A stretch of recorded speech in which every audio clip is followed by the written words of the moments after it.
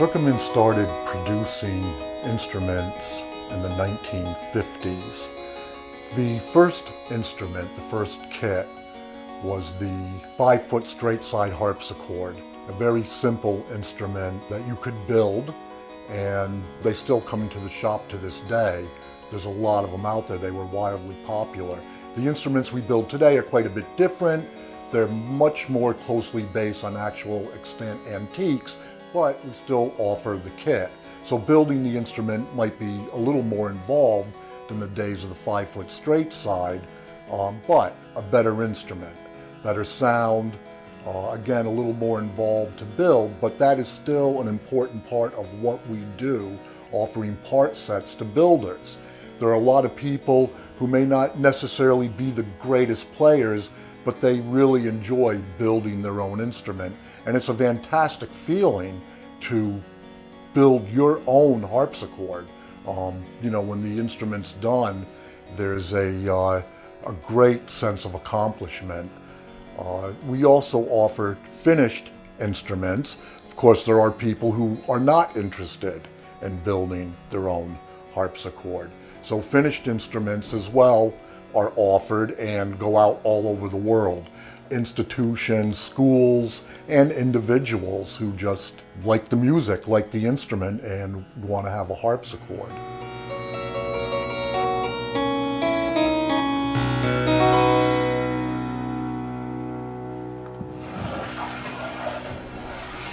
My name is Stuart McCormick. I've worked here 22 years now. I do the cases, and I like to bring things from raw wood to completion. I like what I do.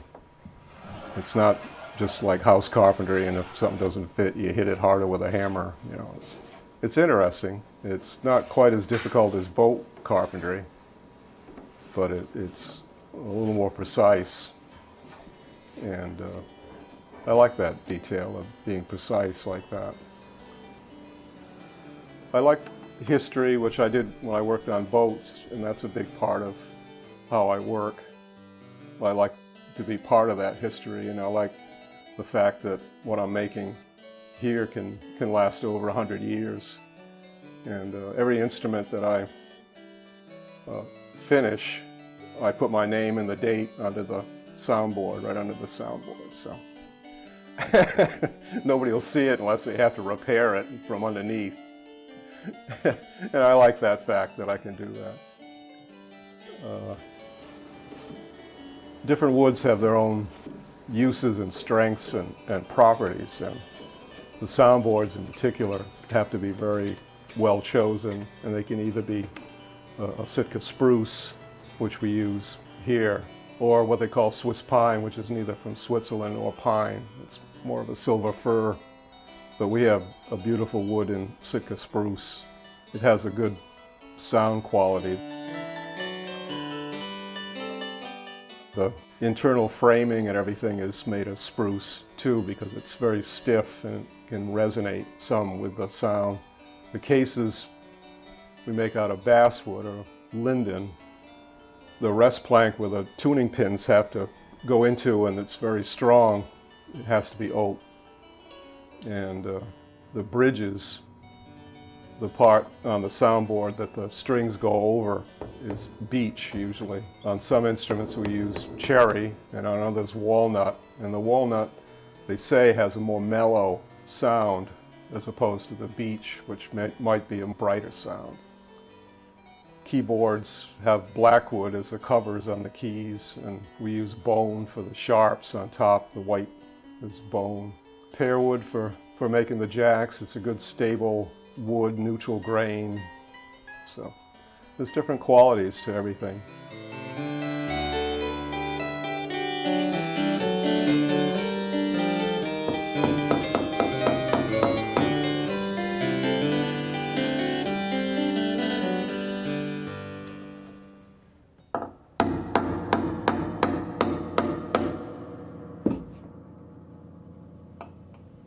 I'm Dante Alvarado. I'm from West Palm Beach, Florida. I go to school in New Orleans at Tulane University. I just finished up my undergraduate but I'll be going there for 1 more year to get my master's in philosophy, after which I'm planning on coming back here and working full-time. As an intern here, Richard has me in the action room doing action work, so it's post-production of the instrument. I'm not involved in woodworking really. It's essentially about the musical qualities of the instrument and making it an enjoyable instrument to listen to, an enjoyable instrument to play, an instrument that's well regulated, meaning both of those things, in addition to just sounding consistent, looking consistent. So stringing, voicing, regulation of the jacks, regulation of the keyboard, stuff like that.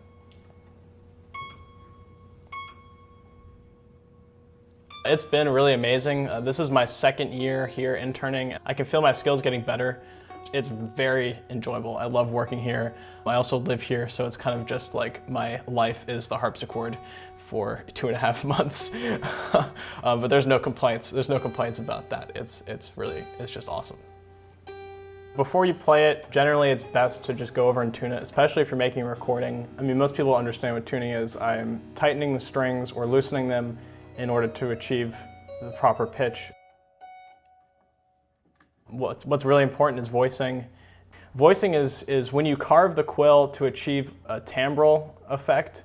So it's not about the harmonic qualities, it's about the actual texture of the sound. And so on this instrument, you can hear how consistent it is.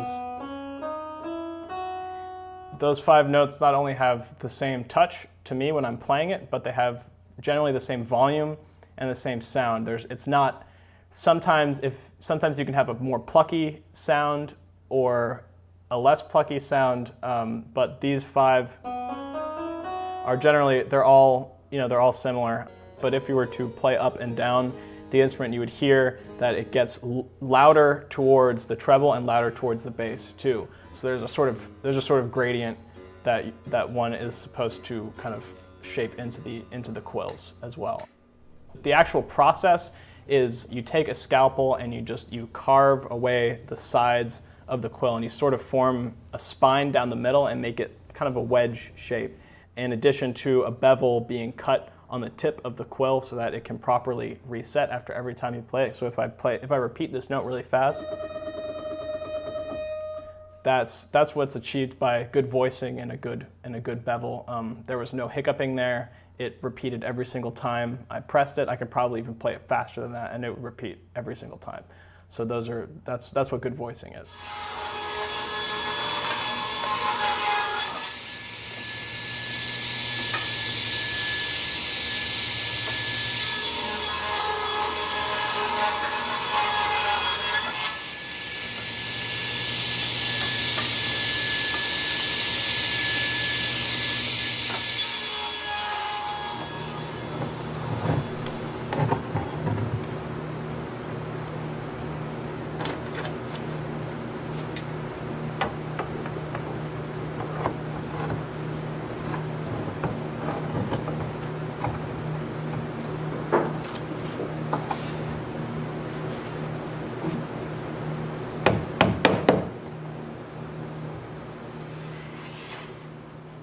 My name is Michael Condon.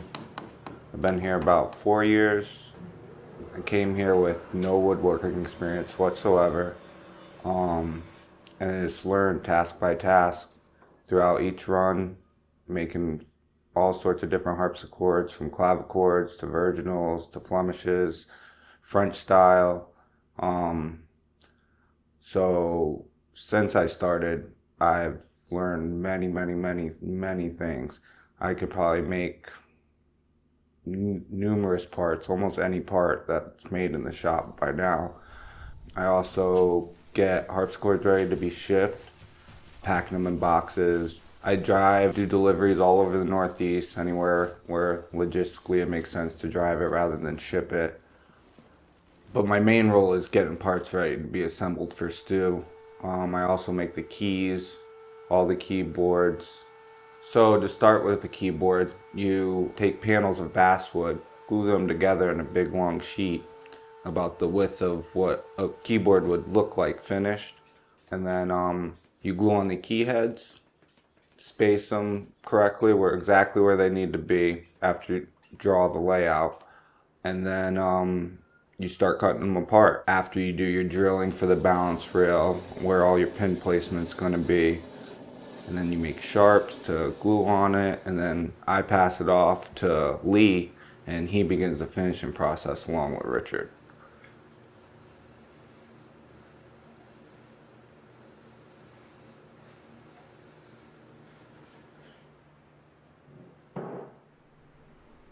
Work environment here is really laid back.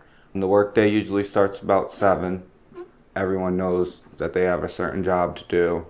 They work at their own pace, but in an efficient way.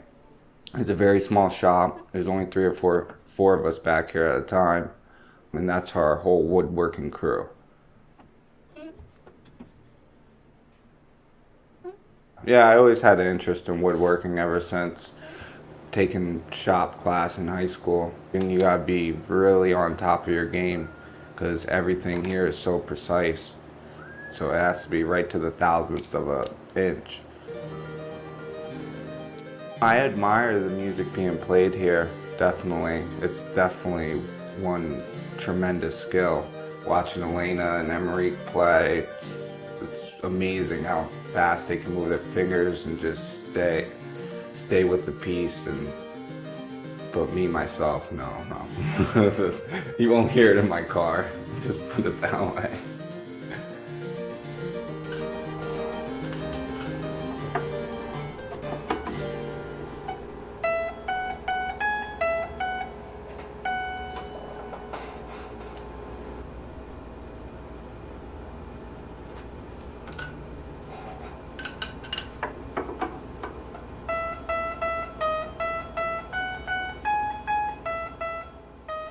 My name is Yelena Zamolodchikova.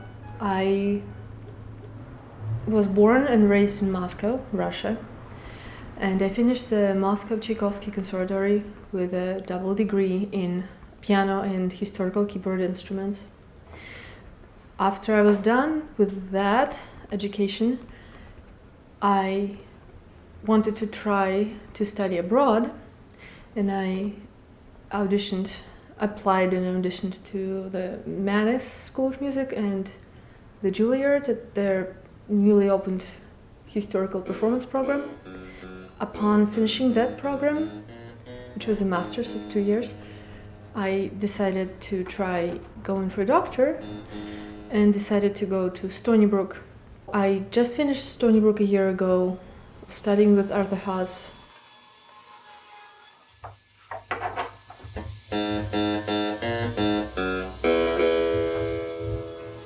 I have a few roles. So I am an action technician.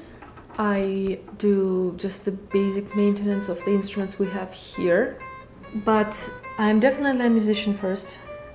I think my most unique role is that since I'm a player, I can actually sit down and play and tell them if something is wrong with the instrument. And that's important because not everybody can do it. You really have to play well in order to evaluate the technical condition of the instrument. What I like about working at Zuckerman is I do have access to different instruments, which is very important for me.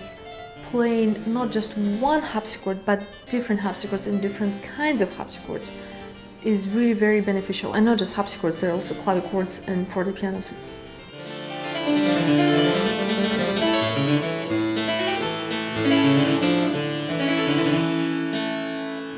We have quite a few interns coming in every year, and if you come here as an intern, you have to stay here for at least a month. What I do with the interns is I teach them the basic skills of the maintenance of the harpsichord, and they can come to me and ask questions whenever they need to. And mostly interns come to learn how to actually maintain the instruments and do some basic work like I came here. And it feels good teaching people too. You know, you feel like you are leaving something after yourself.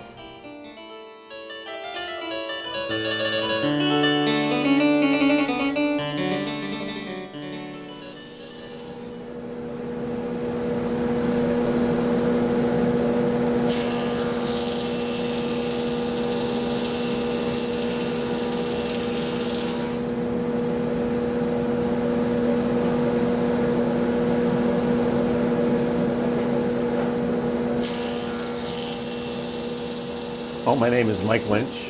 I started working here in 1999, so we're almost coming up on 20 years.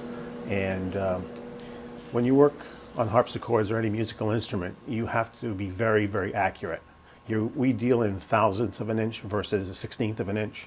And that, for me, was hard to get used to. Because you think, even if you're off by 2 thousandths, which is what, the width of a human hair? You're doing a keyboard, now you got 61 keys, and if you're off 2,000 61 times, you're off by 1/8 of an inch by the time you're done, and it won't fit in the instrument. So you have to be very, very accurate.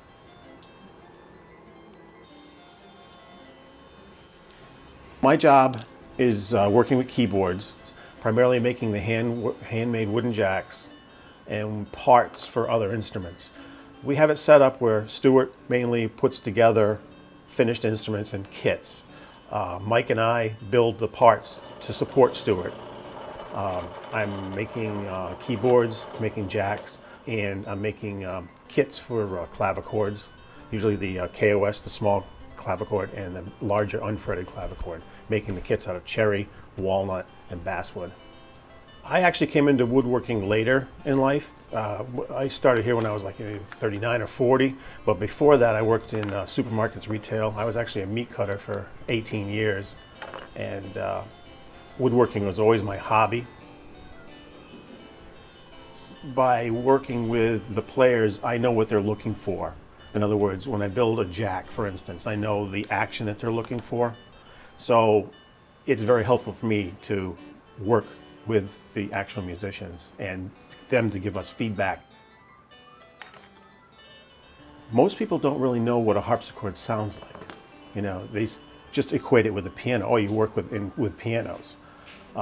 It's hard to explain to them what a harpsichord is. You have to go back to Baroque music, or if you just get very simple, you say, you remember the Addams Family? You remember the opening to the Addams Family? That was a harpsichord.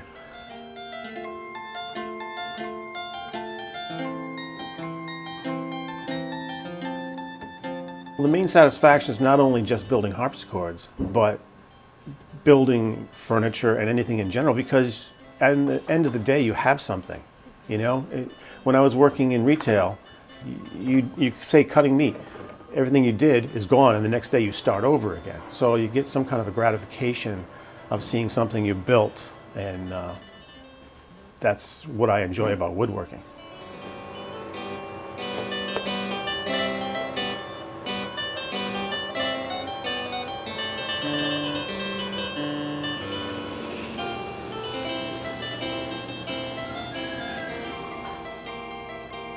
When I was a music student at Connecticut College in New London, Connecticut, I was studying flute and walking down a hallway in the practice room on a break from practicing, and I heard through the door the sound of an instrument that I recognized to be a harpsichord.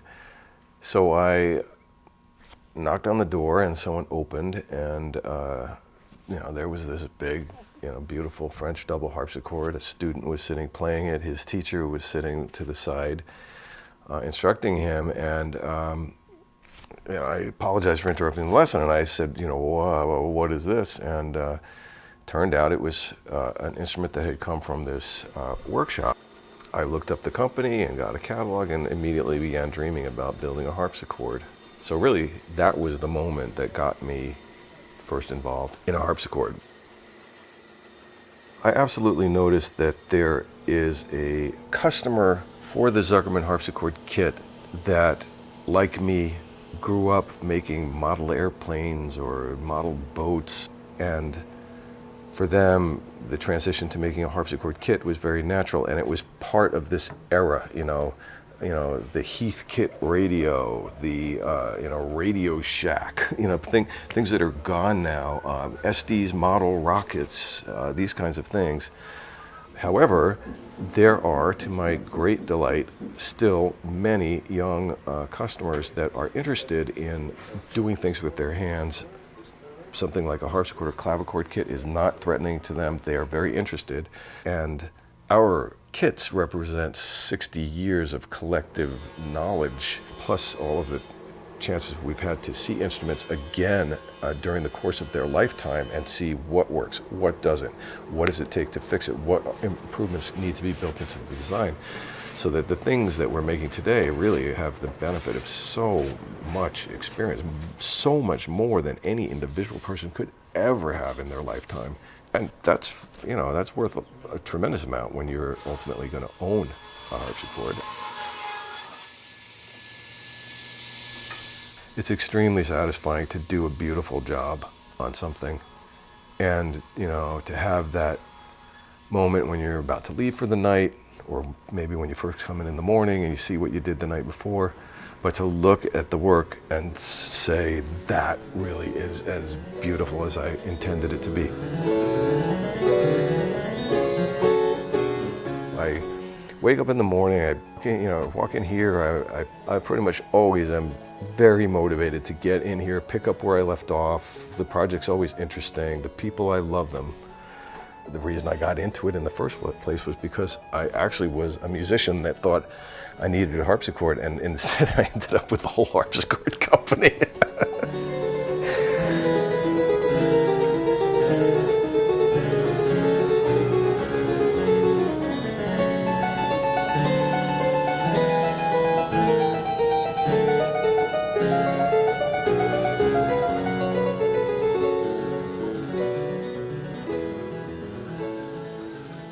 My name is Lee Durant. I've been here at Zuckerman's for a year and a half. I'm part of the keyboard production here at Zuckerman.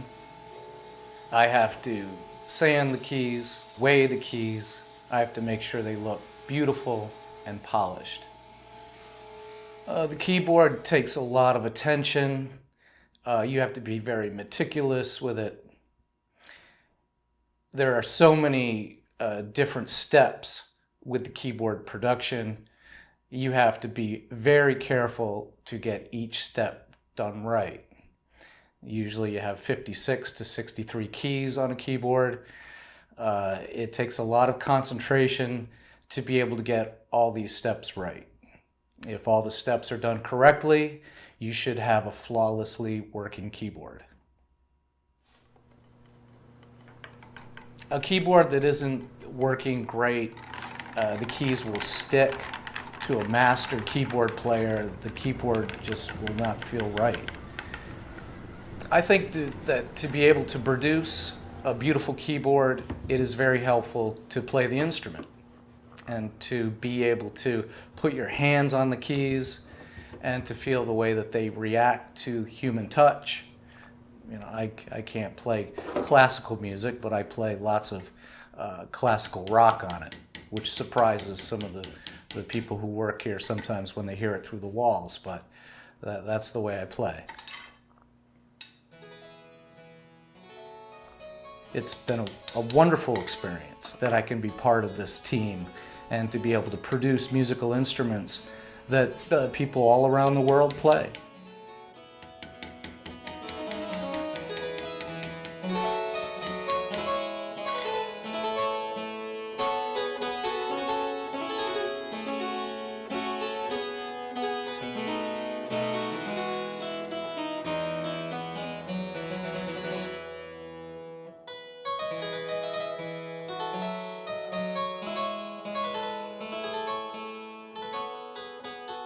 My name is Tjerandsen, and I'm an artist in residence here. I'm responsible for all the decorative work and occasionally some design issues. Generally, it's historic based. First, I'll talk to a customer and get the feeling for what they want, because it helps a lot when you actually meet the person. Sometimes I just give them a list and say, the customer wants this, this, and that.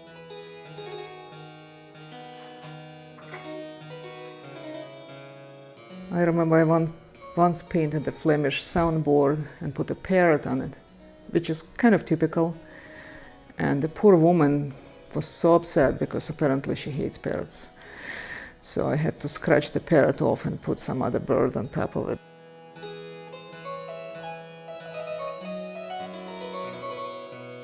This is a French double manual instrument, and it's decorated in general French style of the era. And usually customer have a lot to say about what he or she wants. And she wanted the lead painting being loosely based on Claude Laurent's painting. I mean, of course, it's have to be modified because of the format and everything. And plus, she didn't want any people in there. And then there is a soundboard painting, which again, it's more or less typical French with like birds and flowers and usually like a little scene. Because this instrument was made for the wife of the naval officer, admiral actually. That there is a little joke there is a little submarine hiding in a painting, but you won't see it unless I show it to you. And then it's all gilded and painted with milk paint, which is also what we do now. We don't use any, modern petroleum-based paints for our harpsichord, so it's all non-toxic and natural.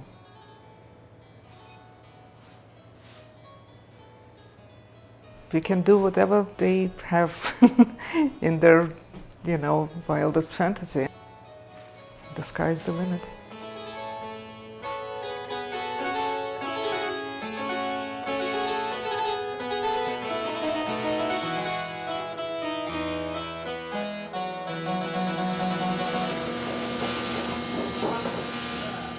This is kind of a magical thing we do here. It's enchanting. There's an enchantment about it. And that's the thing, more than anything else.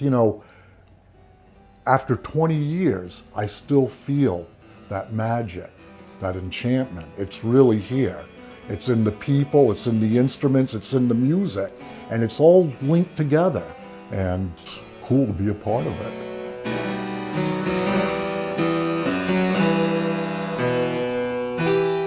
I love the sound of the instrument. It takes you back into a different time. It accomplishes something that the piano just doesn't for me. You can feel the spirit of the music, you can feel the spirit of the nation, you can feel the spirit of the composer, the builders. Every time you listen to a piece of music, it's like there's a million ghosts coming out of the instrument and just attacking my ears. Sometimes it can be a really overwhelming sort of experience.